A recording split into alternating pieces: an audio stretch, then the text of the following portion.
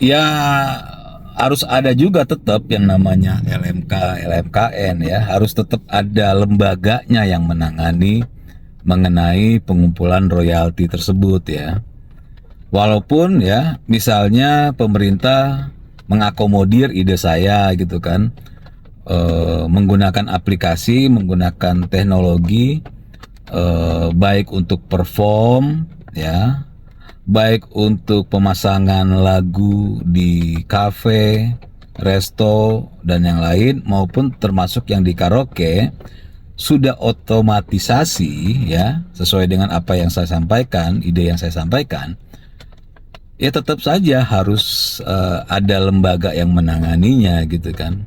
Ya sama lah kayak aplikasi Spotify gitu kan, aplikasi YouTube ya, aplikasi Gojek ya. Walaupun itu sudah sistemnya sudah berjalan, tapi kan tetap harus ada yang menanganinya kan. Ya, jadi LMK nanti dan LMKN itu sudah tidak manual, sudah tidak mendatangi kafe satu persatu, sudah tidak mendatangi restoran satu persatu, sudah tidak perlu berhubungan secara langsung ya dengan IO atau penyelenggara acara untuk menagih, tapi eh, memanage ya aplikasi itu gitu. Jadi LMK ini memanage aplikasi agar supaya aplikasinya bisa berjalan dengan baik, dan ya tentu ya akan memproses pihak-pihak ya atau memantau pihak-pihak yang tidak menggunakan aplikasi itu, baik di kafe, baik perform ya, baik di karaoke. Jadi LMK itu bertugas selain memanage aplikasinya, ya juga sebagai lembaga yang memantau atau menerima informasi ya, sesuai dengan ide saya ya, bahwa ada misalnya kafe yang ternyata memasang lagu tidak menggunakan aplikasi tersebut, atau ada tempat karaoke yang tidak menggunakan aplikasi tersebut gitu kan.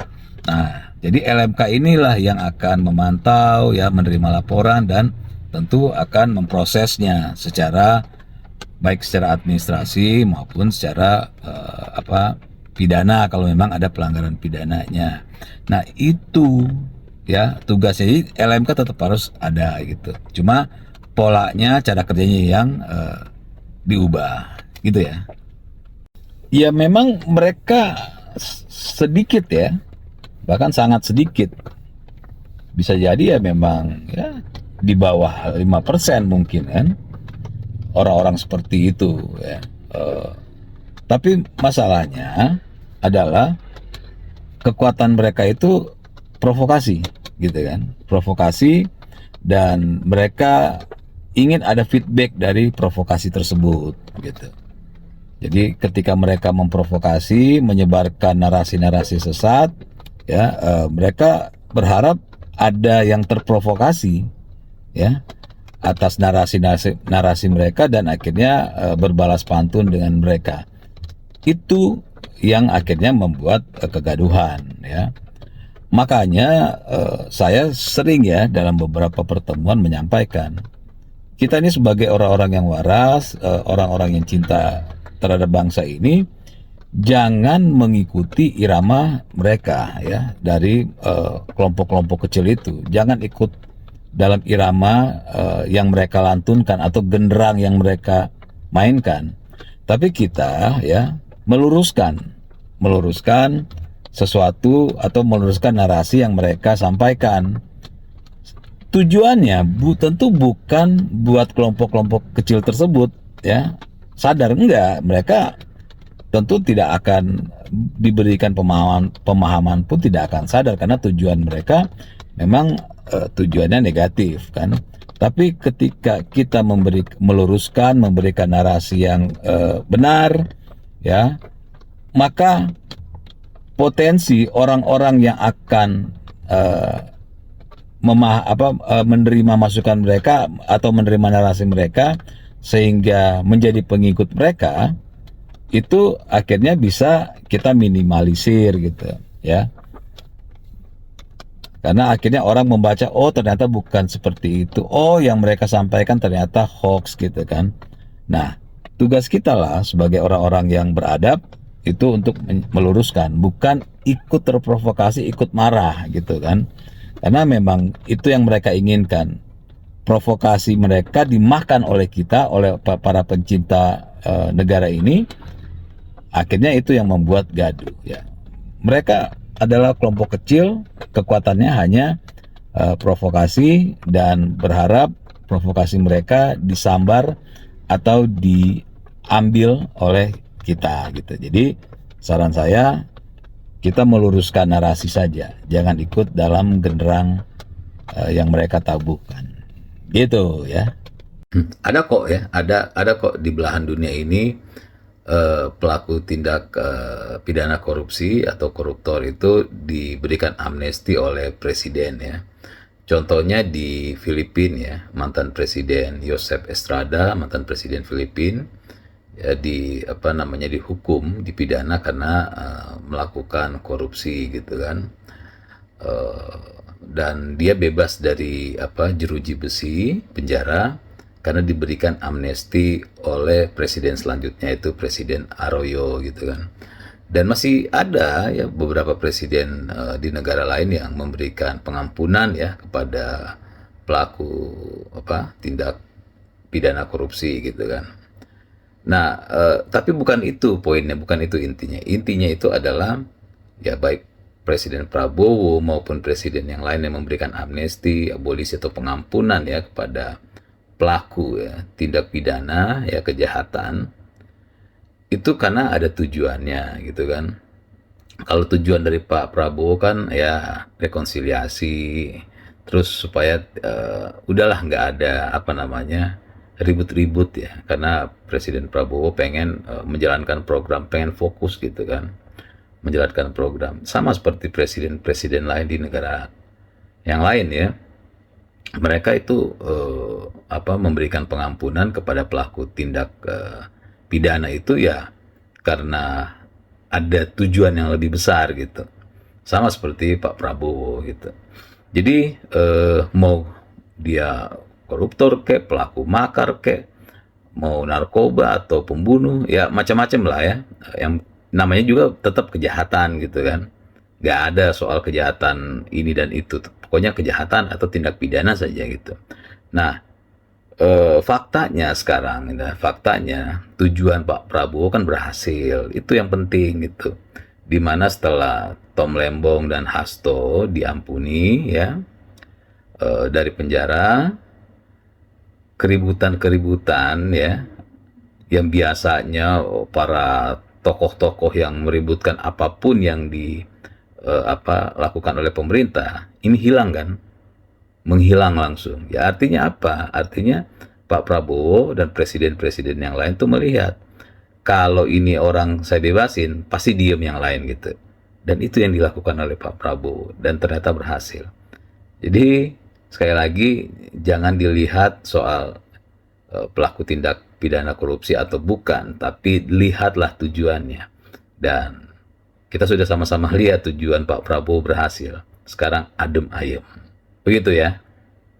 Oh, itu bisa terjadi ya. Itu sangat bisa terjadi, dan itu yang sempat saya diskusikan beberapa hari lalu ya, di mana saya mengatakan kalau mau hitung-hitungan ya, itu bakal bisa merugikan musisi, baik musisi yang sudah warawiri di namanya di Pelantika Musik Indonesia maupun musisi-musisi yang baru mau beranjak tampil di Pelantika Musik Indonesia.